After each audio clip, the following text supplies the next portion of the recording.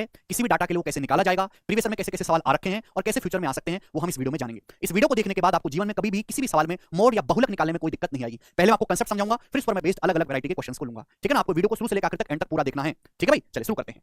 Mode होता क्या है मेरे प्यारे? मोड का मतलब सबसे देसी भाषा में कहें, किसी भी आंकड़े में सबसे ज्यादा आने वाली संख्या, वो मोड या बहुलक कहलाती है। ठीक है प्यारे भाई, इसका मॉडल वैल्यू भी कह देते हैं मेरे दोस्तों। Mode is the most frequently occurring value in the list. बहुलक सूची में सबसे अधिक बार आने वाला मान है।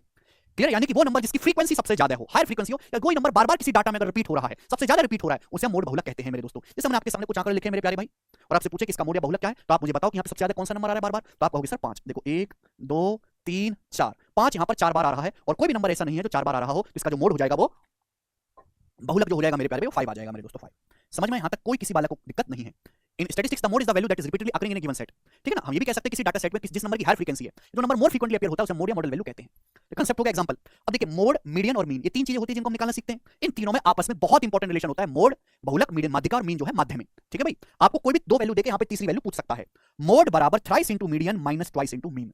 सब लिखेंगे मोड बराबर thrice into median minus twice into mean. Mode बराबर thrice into median minus twice into mean. Mode बराबर thrice into median minus twice into mean.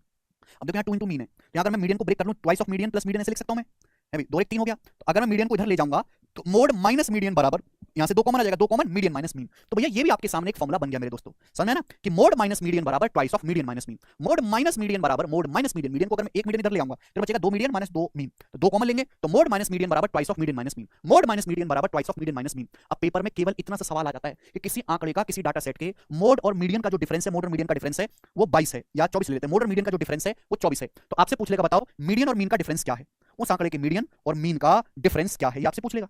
किसी डाटा सेट के मोड, बहुलक और मीडियन का डिफरेंस 24 है, तो उस आंकड़े के मीडियन और मीन का डिफरेंस क्या होगा, तो मीडियन और मीन का डिफरेंस आ जाएगा भाई 2 उधर जाएगा, 24/2 12। तो क्वेश्चन का आंसर क्या बन जाएगा? 12। कंसेप्ट पता है तो हम 1 सेकंड में कर पाएंगे। बोलो कोई तकलीफ? आप बोलोगे नहीं सर कोई भी तकलीफ नहीं है। अब हम मोड पे बेस्ड सवाल करेंगे प्रीवियस ईयर के। जैसे सवाल नंबर है बच्चे आपके सामने यहाँ पर 1, बिल्कुल बेसिक सवाल है।